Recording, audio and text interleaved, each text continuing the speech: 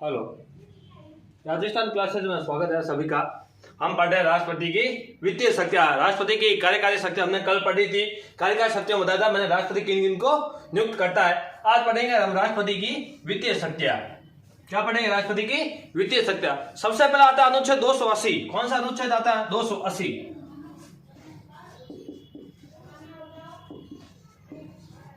अनुच्छेद 280। अनुच्छेद 280 में बोलता है राष्ट्रपति क्या बोलते हैं? वित्तीय आयोग का गठन करेगा। वित्तीय आयोग का गठन कौन करेगा? केंद्रीय वित्तीय आयोग का गठन कौन करेगा? राष्ट्रपति। तो आप इसमें लिखोगे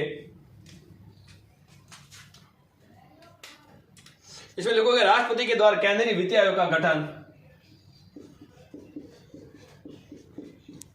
राष्ट्रपति द्वारा केंद्रीय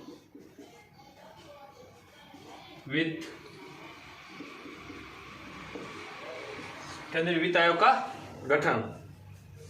केंद्रीय वित्त आयोग है, वित्तीय नहीं है। केंद्रीय वित्त आयोग का गठन। अब केंद्रीय वित्त आयोग गठन का मतलब क्या है कि हर 5 साल बाद, कितने? हर 5 साल बाद, 5 वर्ष बाद, 5 वर्ष बाद क्या करता है? राष्ट्रपति केंद्रीय वित्त आयोग का गठन करता है। कौन करता है? राष्ट्रपति। केंद्रीय वित्त आयोग का गठन। केंद्रीय वित्त आयोग का गठन। केंद्रीय वित्त आयोग का गठन करता है कौन? आप बताओगे राष्ट्रपति करता है। कौन करता है? राष्ट्रपति। कितने साल में करता है? तो आप बताओगे 5 साल में। उसके बाद में इसका एक अध्यक्ष, इसका मतलब कोई अगर आयोग गठन करेगा उसका अध्यक्ष तो होगा, फिक्स है। तो अब इसका वर्तमान अध्यक्ष कौन है? वर्तमान अध्यक्ष कौन था? आप बताओगे एन के सिंह। कौन है? एन के सिंह। एन के सिंह कौन है वर्तमान में? वर्तमान में कौन है अध्यक्ष? किसके? वित्त आयोग के। वित्त आयोग कितने साल में होता है गठन? 5 वर्ष में गठन करता है। इसका कौन गठन करता है? तो आप बताओगे राष्ट्रपति गठन करता है। तो आप लिखो इसमें, पहले लिखो अनुच्छेद डालो 280। अनुच्छेद 280। अनुच्छेद 280 में लिखो राष्ट्रपति द्वारा केंद्रीय वित्त आयोग का गठन करता है, गठन किया जाता है। लिखो 5 साल में, हर 5 साल में केंद्रीय वित्त आयोग का गठन किया जाता है। वर्तमान में केंद्रीय वित्त आयोग का अध्यक्ष एन के सिंह है। उसके बाद आता है अनुच्छेद 109। अनुच्छेद 109 में धन विधायक। कौन सा है? अनुच्छेद 109। अनुच्छेद 109 इसमें है धन विधायक। धन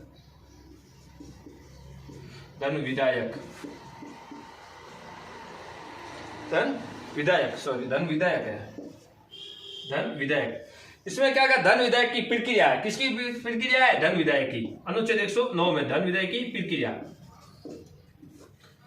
प्रक्रिया को या धन विधायक की परिभाषा तो किसमें है? अनुच्छेद 9 में। अब धन विधायक क्या कर? धन विधायक अगर रखेंगे, सबसे पहले ये समझ लो धन विधायक को समझो। अगर राष्ट्रपति अगर धन विधायक रखेंगे तो क्या? राष्ट्रपति की पूर्व अनुमति से रखेंगे। क्या करेंगे? राष्ट्रपति की पूर्व अनुमति से। क्या करेंगे? राष्ट्रपति की पूर्व अनुमति से। राष्ट्रपति से क्या? पहले परमिशन लेंगे। इस विधायक के लिए क्या? राष्ट्रपति को परमिशन लेंगे। अगर ये सबसे पहले रखेंगे कहाँ? लोकसभा में। कहाँ रखेंगे? लोकसभा में। ये क्योंकि राज्यसभा में नहीं रखा जाता, ये लोकसभा में ही रखा जाता है। तो पहला क्वेश्चन यही पूछेगा आपको, धन विधायक किस में रखा जाता है? तो आप बताओ, ऑप्शन देंगे लोकसभा, राज्यसभा, या लोकसभा राज्यसभा, या राज्यसभा लोकसभा, इसी प्रकार या कोई नहीं, इस प्रकार के ऑप्शन आपको देंगे। लेकिन आपको हमेशा ध्यान रखना है ये धन विधायक किस में रखा जाता है? लोकसभा में। अगर लोकसभा क्या करती? इस धन विधायक को अगर पारित कर देती, क्या करती? पारित करने के बाद जाती है राज्यसभा में। उसके बाद कहा जाती है? वापस कहा जाती है? राष्ट्रपति के पास। कहा जाती है? राष्ट्रपति के पास। कहा जाती है? वापस राष्ट्रपति के पास। लेकिन राष्ट्रपति हमेशा धन विधायक को क्या करेगा? राष्ट्रपति हमेशा धन विधायक को वापस नहीं लौटा सकता। क्या करता है? इसको वापस, राष्ट्रपति क्या करे? इसको वापस नहीं लौटा सकता है। इसको वापस नहीं लौटा सकता है। कौन नहीं लौटा सकता है वापस? राष्ट्रपति। क्योंकि धन विधायक अगर रखा है तो पूर्व अनुमति किसकी ली गई है? राष्ट्रपति की। उसके बाद में क्या रखा है इसको? लोकसभा में। लोकसभा में बाद में पारित होगा, राज्यसभा जाएगा, राज्यसभा द्वारा पारित हो जाएगा, उसके बाद कहा जाएगा राष्ट्रपति के पास। लेकिन राष्ट्रपति इसको क्या करेगा, वापस नहीं भेजेगा। राष्ट्रपति इनको वापस नहीं भेज सकता है। एक बार विधेयक ये पारित हो गया उसके बाद राष्ट्रपति को क्या करेगा, इसको अनुमति दे देगा। अब लिखो अनुच्छेद 109, लिखो अनुच्छेद 109।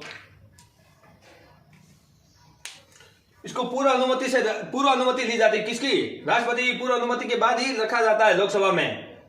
लिखो अब अनुच्छेद 109 लिखो, धन विधायी की प्रक्रिया। लिखो धन विधायी की प्रक्रिया। लिखो धन विधायक राष्ट्रपति की पूर्व अनुमति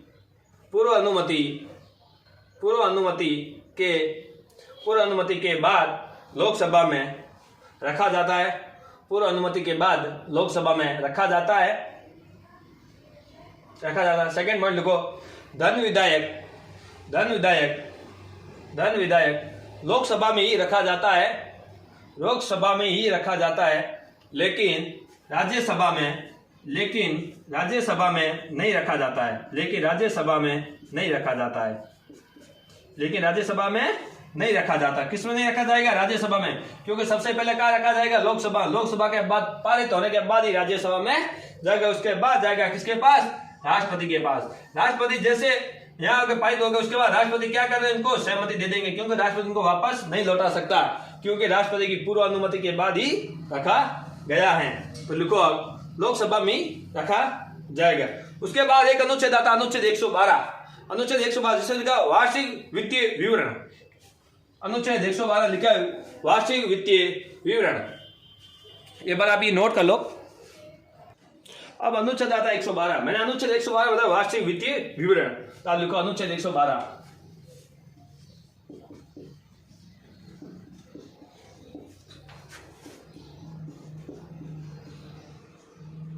सॉरी, वार्षिक वित्तीय विवरण है, यहाँ लिख देना वार्षिक वित्तीय विवरण। वार्षिक वित्तीय विवरण। विवरण। अब ये वार्षिक वित्तीय विवरण क्या होता है, मतलब बजट। क्या होता है, बजट। इसको क्या बोलते हैं, बजट। इसको बजट। अब बजट तैयार कौन करेगा, बजट को तैयार कौन करेगा, इसको तैयार कौन करेगा, इसको तैयार तो कौन करेगा, वित्त मंत्रालय। कौन करेगा, वित्त मंत्रालय। इसको तैयार कौन करेगा, वित्त मंत्रालय। लेकिन किसके नाम पर करेगा, तो आप बताओगे तैयारी तो ये करेगा, किसके नाम पर करेगा, तो आप बताओगे राष्ट्रपति के नाम पर। किसके नाम पर करेगा, राष्ट्रपति के नाम पर, क्योंकि ये बजट तैयार करेगा। उसके बाद सबसे पहले किसके पास, राष्ट्रपति। लेकिन अगर वित्त मंत्रालय इस बजट को तैयार किया है, बजट तैयार करेगा, उसके बाद कहां जाएगा, लोकसभा में। लोकसभा केंद्र सरकार का होगा तो कहां जाएगा, सबसे पहले लोकसभा में। लेकिन राज्य सरकार का होगा तो कहां जाएगा, सबसे पहले राज्यसभा में। कहां जाएगा, सबसे पहले राज्यसभा में। लेकिन हमें वित्त आयोग कहां है, मतलब वार्षिक वित्तीय विवरण कौन करेगा, आपको पता है केंद्र में कौन करेगा, राष्ट्रपति करता है। केंद्र में कौन करता है, राष्ट्रपति। लेकिन अगर राज्य में होता तो कहां पर जाएगा, राज्यपाल के पास। कहां जाएगा, राज्यपाल के पास। कहां जाएगा, राज्यपाल के पास जाएगा। राज्यपाल के पास आएंगे। लेकिन हमें एक बार केंद्र सरकार का समझ लो, केंद्र वाला, उसके बाद राज्य वाला समझेंगे। तो वार्षिक वित्तीय विवरण का मतलब कौन तैयार करता है, बजट। इसको बजट कौन तैयार करेगा, बजट की, तो वित्त मंत्रालय करेगा। कौन करेगा, वित्त मंत्रालय। लेकिन प्रति वर्ष ये क्या मतलब, हर वर्ष होता है, प्रति वर्ष होता है। प्रति वर्ष क्या होता है, प्रति वर्ष। राष्ट्रपति कहता है, किसको, वित्त मंत्रालय कहता है, क्या बजट तैयार करता है। कौन करता है, वित्त मंत्रालय। और वित्त मंत्रालय में कौन बजट तैयार करता है, जो आर्थिक सलाहकार सचिव होता है। इसका जो सचिव होता है, कौन, वित्त मंत्रालय का सचिव होता है। वित्त मंत्रालय का जो सचिव होता है या आर्थिक सलाहकार होता है, कौन, आर्थिक सलाहकार।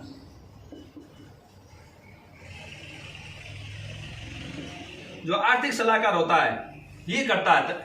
ये क्या करता है, ये करता है। इसके बाद काम किसको देते हैं, जो होता है वित्त मंत्रालय का अध्यक्ष। वित्त मंत्रालय का कौन अभी अध्यक्ष है, सीतारमण है। तो वो उसके पास भेजता है। किसके पास, सीतारमण के पास भेजते हैं। अब जो वर्तमान में वही है इसके अध्यक्ष, तो क्या आर्थिक सलाहकार या सचिव ये तैयार कर लेते हैं इसको, बजट को ज्यादातर ये सलाहकार यही करते हैं तैयार इसको। उसके बाद कहाँ भेजेंगे, आपको बताया वित्त मंत्रालय। उसके बाद वित्त मंत्रालय के बाद कहाँ, लोकसभा में। अगर कितना का बजट है क्या नहीं है तो कहाँ भेजेंगे, तो आपको बताया लोकसभा में भेजेंगे। किसको भेजेंगे, लोकसभा। जो लोकसभा में जितने भी अध्यक्ष वगैरह जो भी सदस्य होंगे वो सब आएंगे, वो सब इसके अंदर बैठक में आ जाएंगे। उसके बाद जो भी होगा क्या वो पूरा सुनेगा, मतलब किस डिपार्टमेंट में कितने किए, शिक्षा में कितने किए, स्वास्थ्य में कितने किए, बजट जो भी पूरा बजट क्या हो जाएगा वो बजट इसमें यहाँ पर सुना जाएगा। उसके बाद क्या, राष्ट्रपति के पास जाएगा। राष्ट्रपति के पास आएगा तो राष्ट्रपति से पूर्व अनुमति के बाद तो ये रखा गया है, तो क्या इसको भी क्या हो जाएगी, अनुमति मिल जाएगी। तो आप लिखो अनुच्छेद 112 लिखो, वार्षिक वित्तीय विवरण लिखो, वार्षिक वित्तीय विवरण लिखो, वार्षिक वित्तीय विवरण लिखो। प्रत्येक वर्ष में राष्ट्रपति वित्त मंत्रालय के माध्यम से बजट रखवाता है।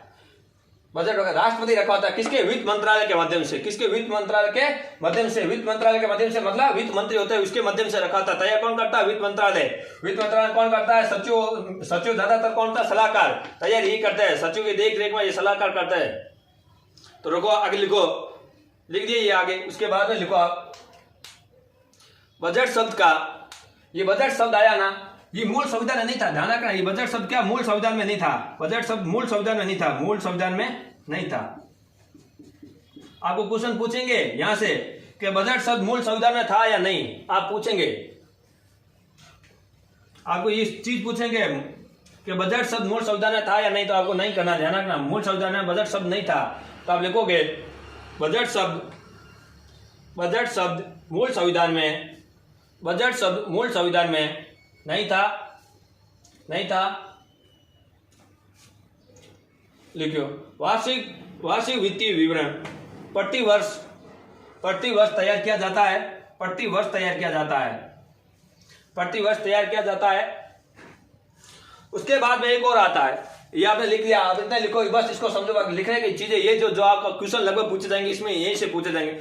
उसके बाद आता है अनुच्छेद 267, अनुच्छेद 267 जिसमें लिखा आकस्मिक में निधि, जिनसे पैसे निकालने के लिए राष्ट्रपति की अनुमति लेनी पड़ेगी।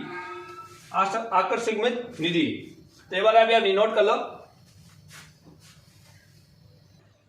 इनमें क्या, अब अनुच्छेद 267 बोला है आकस्मिक में निधि से पैसे निकालने के लिए, किसकी अनुमति लेनी पड़ेगी, राष्ट्रपति की।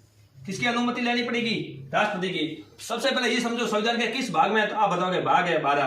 कितने इसमें पैसे होते हैं, तो लगभग 500 करोड़ होते हैं। कितने, 500 करोड़, लगभग इसमें 500 करोड़ होते हैं। 505 होते हैं, ऐसे 500 करोड़ लगभग होते हैं। इसमें कितने होते हैं, 500 करोड़ होते हैं। लेकिन ये संविधान में कैसी सर्वैधानिक, ये कहते हैं सर्वैधानिक है, संस्थान है, सर्वैधानिक निकाय है। कैसे निकाय, सर्वैधानिक। अब पूछेगा अनुच्छेद, तो आपका अनुच्छेद तो मैंने बता दिया 267। अब अनुमति किसकी लेंगे, राष्ट्रपति की। बिना राष्ट्रपति की अनुमति क्या करेंगे, इसको अनुमति के बिना इसको पैसे नहीं निकाल सकते। हम किन स्थितियों में निकालेंगे ये पैसे को आपको मैं बता देता हूं। आपसे सवाल इसमें सब दो पूछेंगे। पहले पूछा आकस्मिक निधि, ये कौन से संविधान के भाग में है, तो आपको भाग बताना है 12। संविधान के किस भाग में है, 12। उसके बाद संविधान में कैसी है, सर्वैधानिक निकाय है। उसके बाद में आपको पूछेंगे किसकी अनुमति से पैसे निकालेंगे, राष्ट्रपति, या पूछेगा अनुच्छेद। इसमें पूछने वाली 3 चीजें ही है। तो लेकिन ये आकस्मिक निधि, इसका मतलब क्या होता है, अगर देश में कुछ मतलब बीमारी वगैरह फैल गई, कुछ एक आपातकालीन की स्थिति आ गई, अगर देश के पास पैसा नहीं है, क्या देश के पास पैसा नहीं है, देश के पास, अगर देश के पास पैसा नहीं है, अगर देश को जरूरत है, पैसा है नहीं, जरूरत है, तो क्या करेगा, देश। अगर मान लो आगे वित्तीय संकट या आपातकालीन की स्थिति हो गई,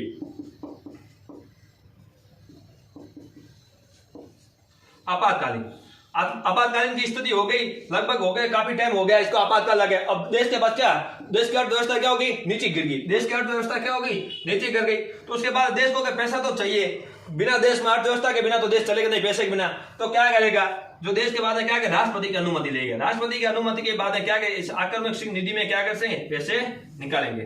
किसकी अनुमति लेके, राष्ट्रपति की अनुमति लेके। आप नोट करो इसको, अनुच्छेद 267 है, नोट करो इसको।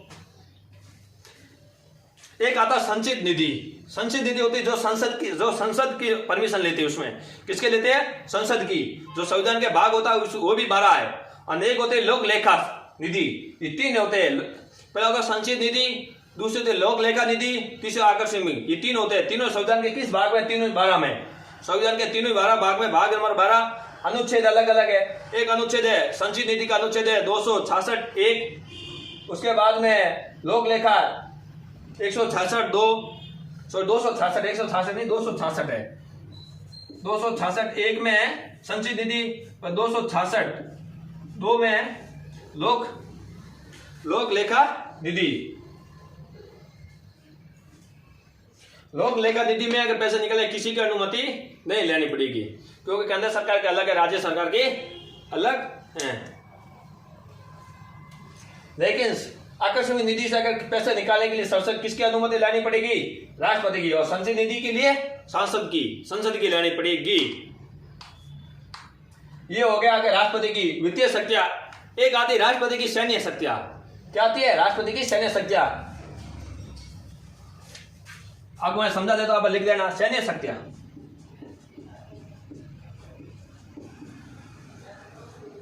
सैन्य शक्तियां मतलब राष्ट्रपति क्या होता है? जितनी डिफेंस का मतलब जितने भी होते हैं सैन्य शक्ति, मतलब ये अध्यक्ष कौन होता है इसका? राष्ट्रपति होता है। अध्यक्ष कौन होता है? राष्ट्रपति। तीनों सेना का अध्यक्ष कौन होता है? राष्ट्रपति। तीनों सेनाओं का।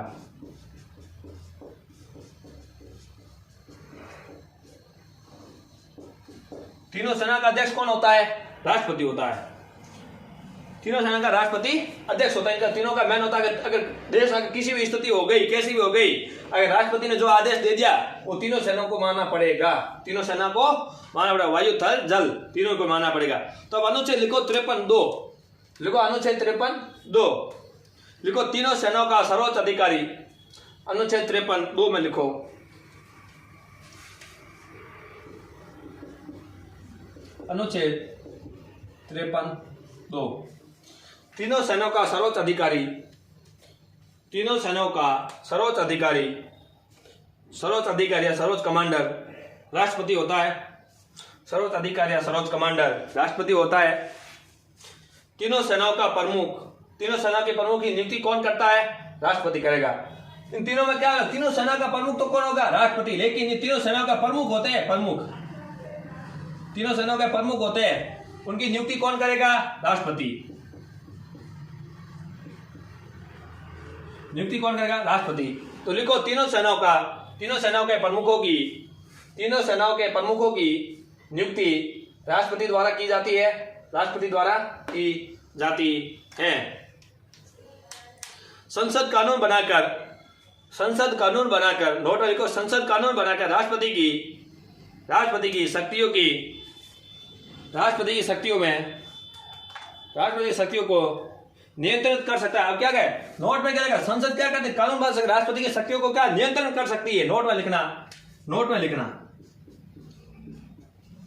नोट लगा के लिखोगे आप। संसद कानून बनाकर, देखो संसद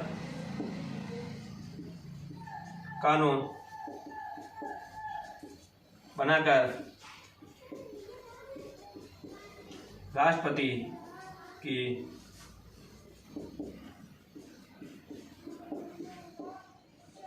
शक्तियों को नियंत्रित कर सकती है।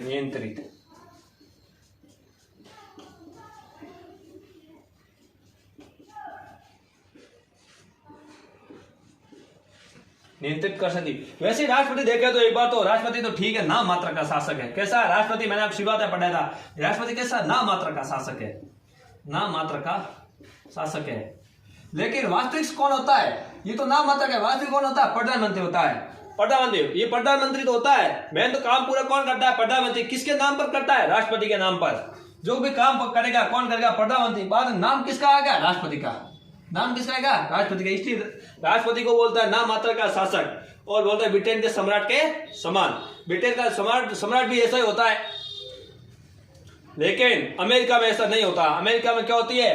प्रधानमंत्री पद होता ही नहीं है। अमेरिका में प्रधानमंत्री पद होता ही नहीं है। प्रधानमंत्री ये अमेरिका में पद होता ही नहीं है, ये अमेरिका में होता ही नहीं है। अमेरिका में राष्ट्रपति होता है, एक उपराष्ट्रपति होता है। उपराष्ट्रपति भारत में भी है, लेकिन इसमें जो प्रधानमंत्री के पास शक्तियां होती है वो शक्तियां किसके पास होती है? जो भारत में होती है प्रधानमंत्री के पास, वो किसमें होती है? अमेरिका में राष्ट्रपति के पास होती है शक्तियां। तो आपने लिख दी सैन्य शक्तियां। आज आपकी होगी वित्तीय शक्तियां और सैन्य शक्तियां, दो हो गई है राष्ट्रपति की। कल राष्ट्रपति की पढ़ेंगे कूटनीति शक्तियां, या कूटनीति शक्तियां कम ही है। अब लिख दो पहले कूटनीति शक्तियां, लिख दो राष्ट्रपति की कूटनीति शक्तियां। हेडिंग डालो राष्ट्रपति की कूटनीति। अब लिखो कूटनीति शक्तियां, लिखो राष्ट्रपति की कूटनीति शक्तियां। सबसे पहले राष्ट्रपति कूटनीति शक्तियां में क्या है? अगर दूसरे देशों के साथ अगर संधि हो गई तो किसके नाम पर करेंगे? राष्ट्रपति को, चाहे कोई भी करेगा दूसरे देश के साथ संधि, पर किसके नाम पर? राष्ट्रपति के। तो आप पहला हेडिंग डालोगे। अब मान लो ये दूसरे देश के साथ संधि,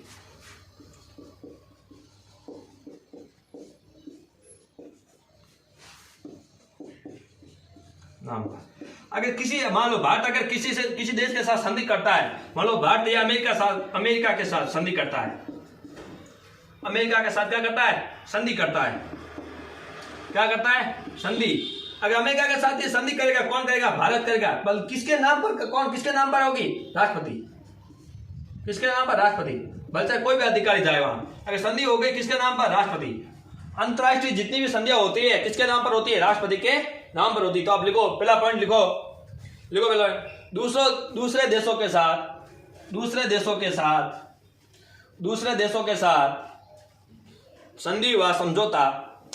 संधि या समझौता राष्ट्रपति के नाम से होती है। किसके नाम से होती है? राष्ट्रपति के नाम से।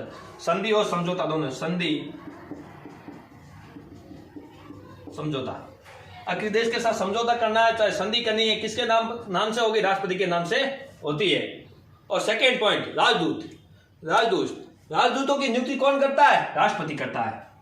सेकेंड पॉइंट लिखो, आप लिखो राजदूतों की नियुक्ति राष्ट्रपति करता है। राजदूतों की नियुक्ति, राजदूत होते हैं मतलब दूसरे देशों का एम्बेसडर, मतलब उच्चायुक्त मतलब आप समझते हैं, मतलब फॉरेन सर्विस अधिकारी होते हैं। आईएएस अधिकारी 3 सी रैंक होती है, पहला IAS, IPS, FIS, Indian foreign service अधिकारी होते हैं, जो क्या करते हैं? हमारा जो देश, मान लो ये भारत है, क्या ये भारत है, और ये मान लो अमेरिका है, क्या ये अमेरिका। तो एक भारत का अधिकारी होता है, इंडियन फॉरेन सर्विस क्या होता है? एक अधिकारी होता है। आईएएस कैंडिडेट का अधिकारी होता है, 3री रैंक होती है। आईएएस अधिकारी यूपीएससी की 3री रैंक होती है, इसमें भी। तो वो अधिकारी क्या करेगा? एक अधिकारी कहाँ या भेजेगा? अमेरिका में। ये अमेरिका जो अधिकारी बैठा है, अधिकारी जो अमेरिका में बैठा है, जो अधिकारी अमेरिका में बैठा है, वो अधिकारी कौन? किसका है? भारत का है। वो प्रतिनिधित्व किसका करेगा? भारत का प्रतिनिधित्व करेगा। अगर बाई चांस यहाँ कुछ भी हो जाए, यहाँ कुछ भी अमेरिका में हो जाए, तो क्या करेगा? अगर भारत के बाद मान लेगा भारत ने अगर कुछ किया नहीं, फिर भी बोल देगा भारत ने आक्रमण कर दिया, तो कौन संभालेगा? इसका प्रतिनिधित्व कौन करेगा? ये करेगा, इंडियन फॉरेन सर्विस करेगा।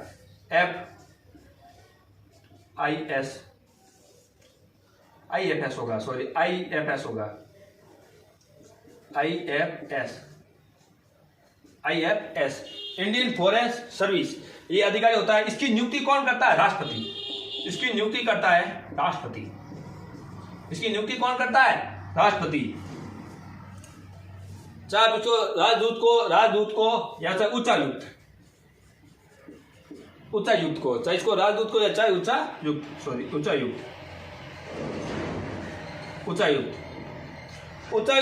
उन कंट्रियों में होते हैं जहां क्या होते हैं?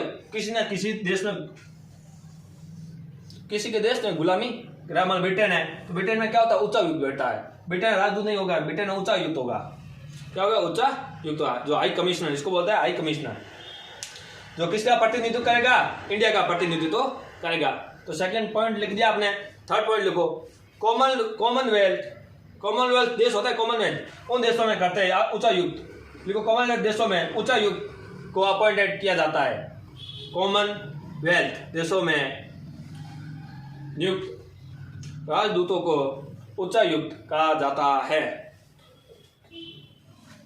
क्या कहा जाता है? उच्चायुक्त कहा जाता है। हम आज कल पढ़ेंगे आज तक कितने राष्ट्रपति रहे, कितने नंबर के। आप जो बने, द्रौपदी मुर्मू बनी है, ये कितने नंबर की है, आज तक कितने नंबर रह चुके राष्ट्रपति, उनको कितना कितना टाइमिंग हुआ, क्या क्या कार्य किए, हम पढ़ेंगे उनके बारे में कल। आज क्लास समझनी होगी। धन्यवाद।